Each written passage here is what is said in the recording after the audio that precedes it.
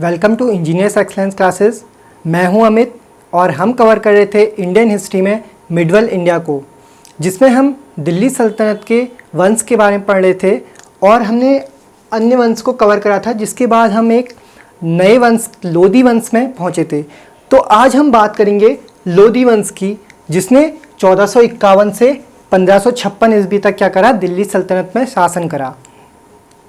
अब लोदी वंश का जो पहला शासक होता है वो होता है बहलोल लोदी, जो 1451 से 1489 ईस्वी तक क्या करता है, शासन करता है दिल्ली सल्तनत पर।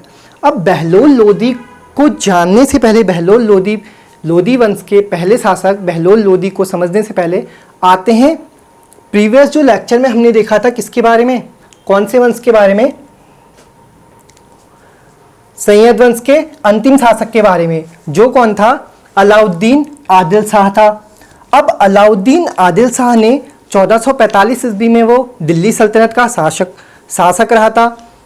जब वो शासन कर रहा था तो उस समय क्या होता है, जो उसका वजीर होता है, कौन, वजीर का नाम था हामिद खां। तो वो जो वजीर था हामिद खां, उसके साथ उन दोनों का क्या हो जाता है, झगड़ा हो जाता है। किसका, अलाउद्दीन आदिल शाह और वजीर हामिद खां का।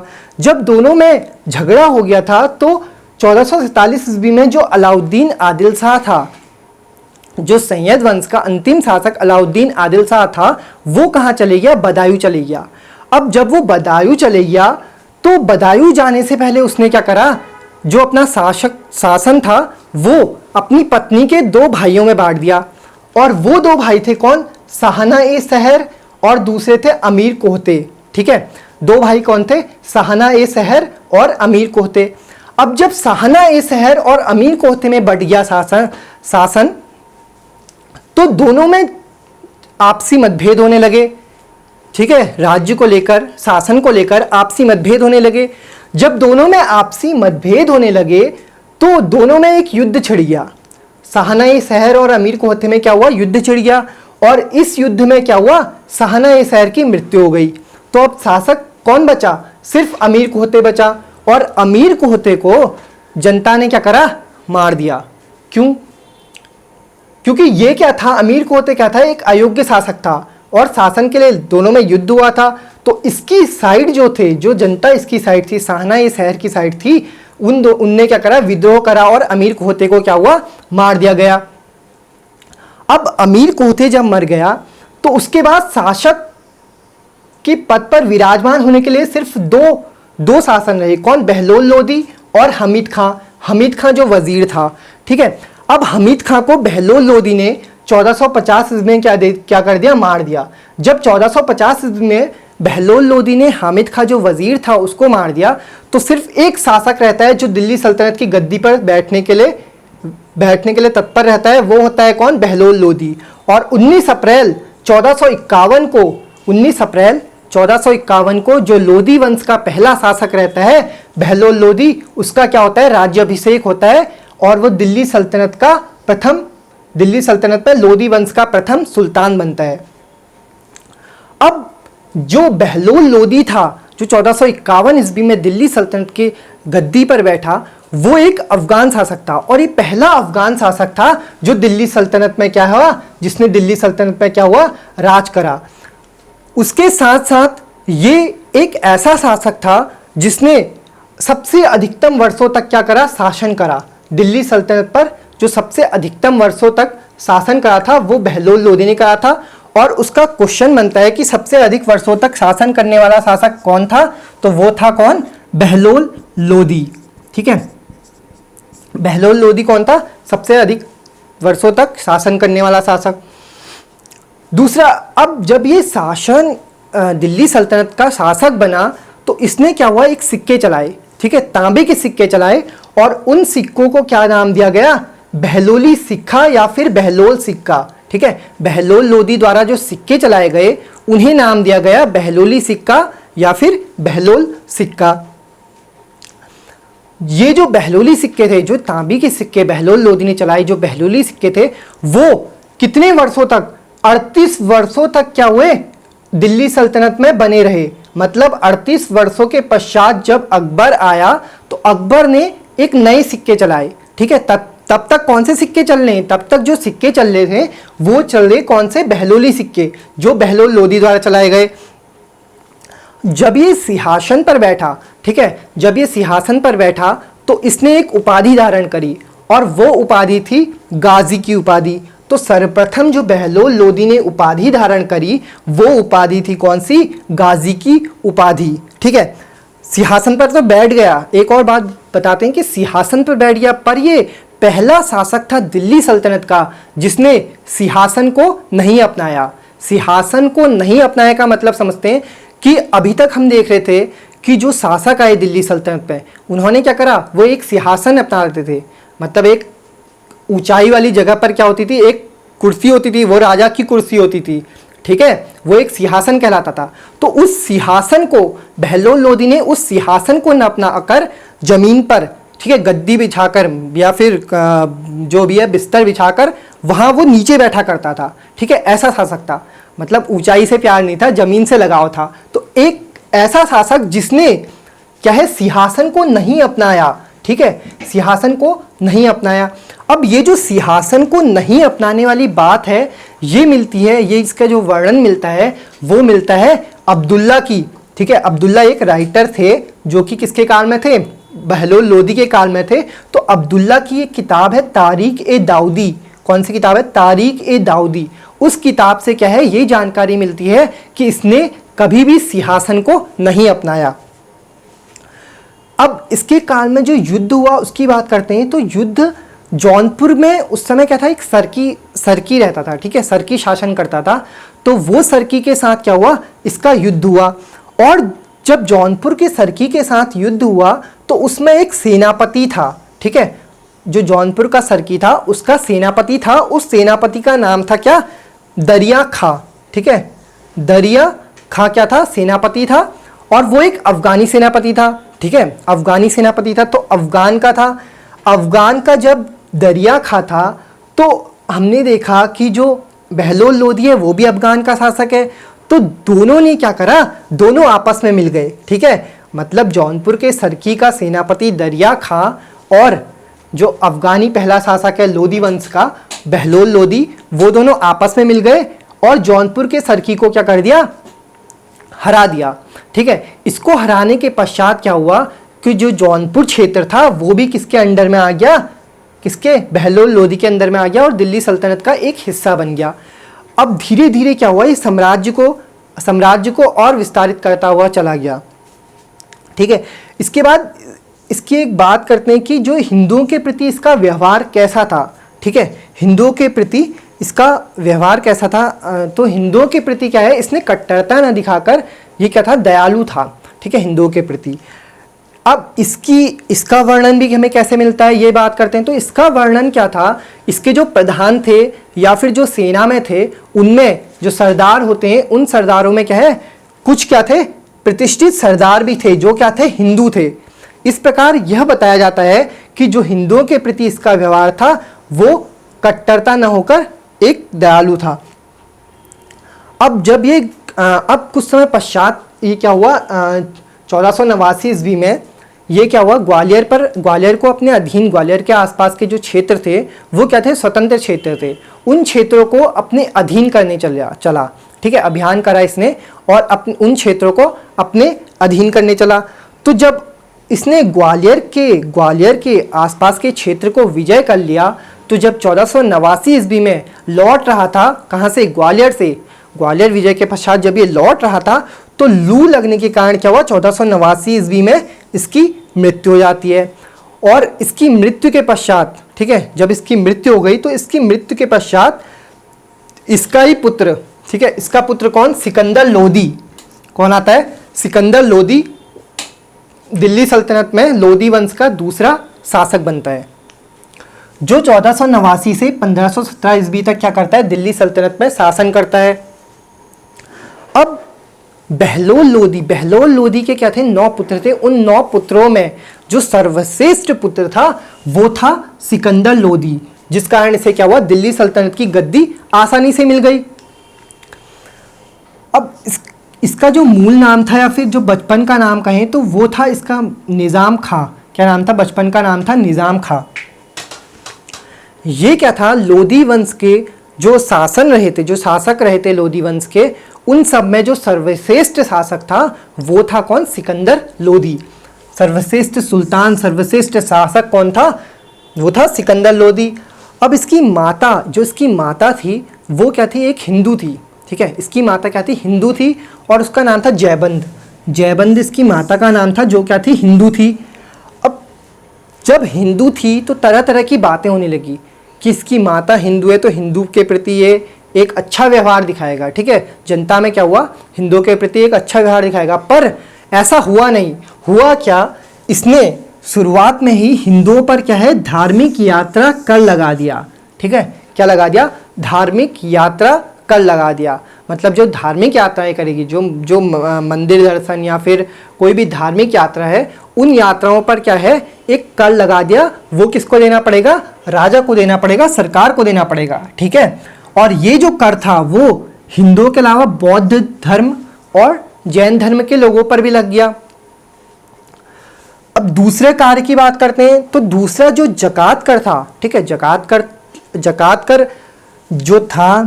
कर जो कि मुस्लिमों द्वारा दिया जाने वाला एक कर था, उस कर पर इसने क्या करा, वो कर दिया जाएगा सरकार को, ठीक है। अब क्या हुआ, वो कर दिया जाएगा किसे, सरकार को। इसने क्या करा, आप लोग जो जनता है, जनता जो है, जनता जकात कर सरकार को न देकर क्या करे, अपने स्वयं के पास रखे, ठीक है, अपने स्वयं के पास जकात कर रखे। और जब इनके त्यौहार, जैसे जो मुस्लिम त्यौहार थे जैसे ईद वगैरह, तो उस त्यौहार में जो जकात कर है उनको बांट दिया जाए, किसमें, गरीबों में, ठीक है। किसमें बांट दिया जाए, गरीबों में बांट दिया जाए। वो क्या है था, जकात कर का एक कार्य था, किसके द्वारा किया गया, सिकंदर लोदी के द्वारा किया गया। अब 1504 ईस्वी में एक ये नगर बसाता है, ठीक है, एक नगर बसाता है जिसे आज हम जानते हैं किस नगर के नाम से, आगरा के नाम से, ठीक है। तो आगरा नगर किसके द्वारा बसाया गया, आगरा नगर बसाया गया 1504 ईस्वी में सिकंदर लोदी के द्वारा। अब आगरा नगर तो बसा दिया, लेकिन आगरा नगर बसाने के पीछे कारण क्या थे, ठीक है, इनकी बात करते हैं। जो कारण थे वो कारण क्या थे आगरा नगर बसाने के। सबसे पहला जो कारण था वो था चित्तौड़ और मेवाड़, ठीक है। उस समय क्या था, चित्तौड़ और मेवाड़ से दिल्ली को क्या था, लगातार खतरा बना रहता था, ठीक है। इसी खतरे को देखते हुए जो सिकंदर लोदी था उसने क्या करा, एक नया नगर बसाया जिसको आगरा नगर कहा। दूसरा कारण आगरा नगर बसाने का, अब उस समय क्या था, धीरे धीरे राजस्थान के जो शासक थे, ठीक है, राणा सांगा जैसे सूरवीर योद्धा थे राजस्थान में, तो राजस्थान के सूरवीर योद्धाओं को स्वतंत्र ना हो जाए, उसने ये समझा कि जो राजस्थान के योद्धा हैं, जो शासक हैं, वो क्या हैं, स्वतंत्र ना हो जाए, इसलिए उसने आगरा नगर की स्थापना करी। दूसरा कारण ये रहा। तीसरा कारण ये रहा कि उस समय जो क्या था, व्यापारिक मार्ग जो था वो आगरा से होते हुए गुजरता था, ठीक है। व्यापारिक जो मार्ग था, जो व्यापार होता था, वो मार्ग था आगरा से होता हुआ क्या था, गुजरता था। और उसी व्यापारिक मार्ग को, ठीक है, व्यापारिक मार्गों की सुरक्षा के लिए उसने क्या करा, आगरा नगर की स्थापना करी। तो 3 कारण हो गए आगरा नगर बसाने के कारण जो थे, 3 कारण हो गए। तीसरी बात करते हैं कृषि भूमि की, ठीक है। कृषि भूमि के लिए इसने क्या करा, तो कृषि भूमि के लिए जो सिकंदर लोदी ने एक नापना, किसको, भूमि को नापने के लिए एक गज ए सिकंदरी, मतलब अपने नाम से गज ए सिकंदरी, गज माने नापना होता है, गज ए सिकंदरी नाम से क्या चलाया, एक पैमाना चलाया, जो क्या था, 39 इंच का पैमाना होता था, ठीक है। चौथे कार्य की बात करते हैं, जो इसका दूसरा कार्य था, इसने क्या करा, हिसाब किताब के लिए, ठीक है, हिसाब किताब के लिए एक लेखा परीक्षण प्रणाली का गठन किया। किसका, लेखा परीक्षण प्रणाली का। वो क्या करती थी, सारा लेखा जोखा क्या था, एक दस्तावेज में संभाल कर रखती थी। उस प्रणाली को क्या कहा इसने, लेखा जोखा प्रणाली कहा। अब व्यापारिक प्रतिबंध हटाए। व्यापारिक प्रतिबंध से आशय क्या, जो खाद्यान्न कर लगता था, ठीक है, जो खाद्यान्न कर लगता था, या फिर अनाज पे जो कर लगता था, जो भूमि में अनाज होता था उस पे भी कर लगता था, उस कर को हटा दिया। खाद्यान्न पे जो कर था वो कर हटा दिया। तो जो जो भूमि कर थे या फिर व्यापारिक प्रतिबंध थे वो सब क्या कर दिए इसने, सिकंदर लोदी ने हटा दिए। दूसरा मुहर्रम, जो मुहर्रम होता है, मुहर्रम में ताजिए निकालना, ताजिए मतलब जो यात्रा, एक तरह से यात्रा है, ताजिए निकालना क्या करा इसने, बंद कर दिया। ठीक है, मुहर्रम में ताजिए निकालना इसने बंद कर दिया। एक श्रेष्ठ गुप्तचर विभाग की स्थापना करी। ठीक है, हमने देखा था अलाउद्दीन खिलजी ने क्या करा था, एक गुप्तचर विभाग की स्थापना करी थी और उसी गुप्तचर विभाग को और श्रेष्ठ कर दिया, अपने काल में श्रेष्ठ कर दिया किसने, सिकंदर लोदी ने। अब बात करते हैं जो इसके शासनकाल में विद्वान हुए उनकी बात करते हैं। तो अब सिकंदर लोदी के विद्वान की बात करते हैं। जो इसके शासनकाल में विद्वान थे वो कौन थे, उनका नाम था मियाँ बुआ। क्या नाम था, मियाँ बुआ। तो मियाँ बुआ जो थे वो विद्वान भी रहे इसके शासनकाल में और प्रधानमंत्री के पद पर भी रहे। ठीक है, प्रधानमंत्री भी रहे और क्या रहे, एक विद्वान भी रहे। मियाँ बुआ जो थे वो सर्वप्रथम क्या थे, तेलंगाना में एक पंडित थे, मतलब एक हिंदू थे, जिन्होंने बाद में क्या करा, इस्लाम धर्म को अपना लिया। ठीक है, अब इस्लाम धर्म को अपना लिया तो इन्होंने एक किताब लिखी जो किस नाम से लिखी, जो थी फरहंग ए सिकंदरी नाम से। क्या नाम से, फरहंग ए सिकंदरी नाम से। अब ये जो किताब थी, ये जो फरहंग ए सिकंदरी थी, वो क्या थी, संस्कृत में, जो प्राचीन भारत में जो हमारे वेद थे उन वेदों में जो आयुर्वेद का ज्ञान था, ठीक है, आयुर्वेद का जो ज्ञान था, उन आयुर्वेद के ज्ञानों का क्या करा इन्होंने, संस्कृत का फारसी में अनुवाद करा। किसका, संस्कृत का फारसी में अनुवाद करा और एक आयुर्वेदिक ग्रंथ का निर्माण करा जो किसके नाम से जानी जाती है, जो जानी जाती है फरहंग ए सिकंदरी नाम से। दूसरी जो किताब थी इसके शासनकाल में वो थी लहजत ए सिकंदरी। क्या थी, लहजत ए सिकंदरी। अब लहजत ए सिकंदरी जो बुक है वो किससे रिलेटेड है ये समझते हैं। तो लहजत ए सिकंदरी जो बुक थी, जो प्राचीन भारत में वेद थे, ठीक है, सामवेद था। सामवेद में किसके बारे में बताया गया, सामवेद में बताया गया गायन के बारे में। गायन में जैसे सा रे गा मा जो स्वर होते हैं, उन गायनों का क्या सामवेद में बताया गया है। तो उस सामवेद को, ठीक है, जो भारतीय गायन ग्रंथ था, उस गायन ग्रंथ को नाम दिया गया लहजत ए सिकंदरी। ठीक है, ये भी एक फारसी में अनुवाद करा, ठीक है, उसको नाम दिया गया लहजत ए सिकंदरी। अब 21 नवंबर 1517 ईस्वी को क्या हो जाती है, इसकी मृत्यु हो जाती है, सिकंदर लोदी की क्या हो जाती है, मृत्यु हो जाती है। ठीक है, जिसको कहाँ दफना दिया जाता है, दिल्ली में। ठीक है, अब दिल्ली में लोदी गार्डन में क्या है, इसका मकबरा है, लेकिन सर्वप्रथम इसका जो मकबरा था वो था आगरा में, जिसे कहाँ से कहाँ शिफ्ट कर दिया, जिसे आगरा से शिफ्ट कर दिया, कहाँ गया, कहाँ, दिल्ली के लोदी गार्डन में। तो अभी जो सिकंदर लोदी का मकबरा है वो कहाँ स्थित है, दिल्ली के लोदी गार्डन में स्थित है। अब जब मृत्यु हो गई सिकंदर लोदी की, तो अफगान के अमीरों ने क्या समझा कि कहीं सिकंदर लोदी के पुत्रों में गृह युद्ध न हो जाए, किसको लेकर, शासन को लेकर। तो उन्होंने क्या करा, ठीक है, जो दो पुत्र थे सिकंदर लोदी के, एक था इब्राहिम लोदी और एक क्या था, जलाल खां। ठीक है, तो उन दोनों में क्या करा, शासन को विभाजित कर दिया। ठीक है, अब शासन को विभाजित करने का मतलब जो जौनपुर का क्षेत्र था वो दे दिया गया सिकंदर लोदी के दूसरे पुत्र जलाल खां को, और जो दिल्ली सल्तनत का सुल्तान बना दिया किसे, इब्राहिम लोदी को। ठीक है, दिल्ली सल्तनत का सुल्तान बना दिया किसे, इब्राहिम लोदी को। अब जब दिल्ली सल्तनत इब्राहिम लोदी को मिल गई तो जलाल खां कुछ ना कुछ तो अवरोध उत्पन्न करता। ठीक है, तो उसने करा भी। ठीक है, उस समय तो धीरे धीरे शांति हो गई, पर हुआ क्या, शांति हो गई, तत्कालीन शांति हो गई, पर कुछ समय पश्चात क्या हुआ, धीरे धीरे जो वंश था, जो लोदी वंश था, जो इब्राहिम लोदी का काल था, उसका क्या हुआ, विघटन शुरू हो गया। विघटन शुरू होने का मतलब सर्वप्रथम क्या हुआ, जलाल खान ने आक्रमण कर दिया किस पे, इब्राहिम लोदी पर, दिल्ली सल्तनत को लेकर, और इसी युद्ध में हत्या कर दी गई किसकी, जलाल खां की। पहला जो जलाल खां था उसकी हत्या हो गई विघटन में। दूसरा जो युद्ध होता है वो होता है ग्वालियर के शासक विक्रमजीत पर। ठीक है, विक्रमजीत सिंह पर क्या होता है, दूसरा हमला करता है कौन? इब्राहिम लोदी। अब धीरे धीरे क्या है, ग्वालियर को भी जीतना चाह रहा है कौन? इब्राहिम लोदी। तो इब्राहिम लोदी क्या करता है, ग्वालियर के शासक विक्रमजीत पर हमला करता है और इस युद्ध में क्या हो जाता है, विजय हो जाते हैं कौन? विक्रमजीत सिंह। तो विक्रमजीत सिंह जब विजय हो गए, उसके पश्चात इसकी हार हो गई है। हार होने के पश्चात क्या हुआ, ये करता है राणा संग्राम सिंह पर आक्रमण।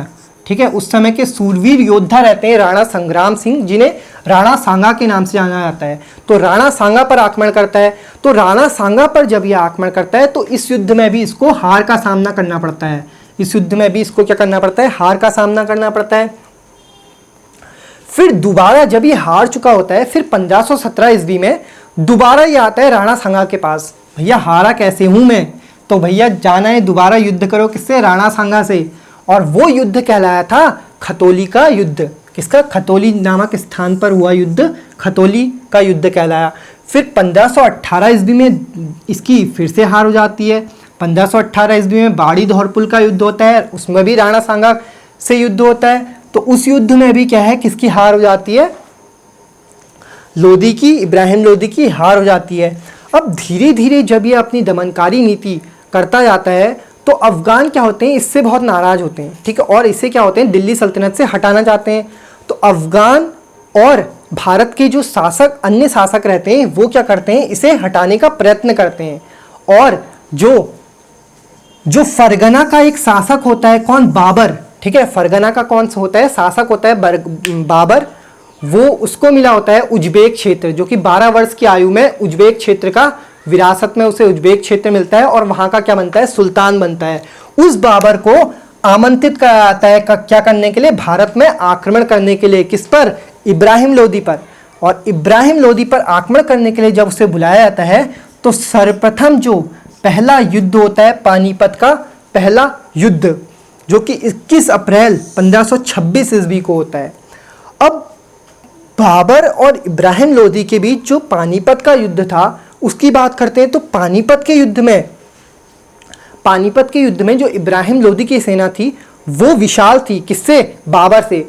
बाबर कहा जाता है कि जो बाबर था वो सिर्फ 1000 की सेना लेकर कहाँ था, आया था, सिंधु नदी पार करी थी। और धीरे धीरे उसको क्या है, अन्य शासकों का सपोर्ट मिला और उसने अपनी सेना लंबी करी। ठीक है, लेकिन फिर भी उसके बावजूद भी जो इब्राहिम की लोदी की सेना थी वो बाबर से क्या थी, बड़ी थी। इब्राहिम लोदी की सेना क्या थी, विशाल थी। अब जो बाबर था उसकी सबसे बड़ी शक्ति थी उसकी तोपें, चलती फिरती तोपें, जो क्या थी, फोल्डेबल थी। ठीक है, उस समय की फोल्डेबल तोपें थी किसकी, बाबर के पास। और उसी के वजह से, और कुशल व्यूह रचना, दूसरा उसकी व्यूह रचना एक कुशल थी। तो दो चीज़ों के चलते ये क्या हुआ, इसने पानीपत का प्रथम युद्ध जीत लिया। और उसी युद्ध में 21 अप्रैल 1526 ईस्वी को क्या हुआ, इब्राहिम लोदी पानीपत के युद्ध में मारा गया। जिसके बाद जो दिल्ली सल्तनत में जो पूरे दिल्ली सल्तनत में शासक करने लगे वो हो गए कौन, मुगल। तो नेक्स्ट जो हम पढ़ेंगे वो मुगल साम्राज्य को पढ़ेंगे, मुगल शासनकाल को पढ़ेंगे। आज के लेक्चर में इतना ही। अगर आपको हमारी वीडियो पसंद आई हो तो please like, share and subscribe our channel. अगर आपको हमारे आज की वीडियो के नोट्स चाहिए हो तो आप हमारे टेलीग्राम ग्रुप से जुड़ सकते हैं। टेलीग्राम ग्रुप का लिंक डिस्क्रिप्शन में दे दिया गया है। Thank you.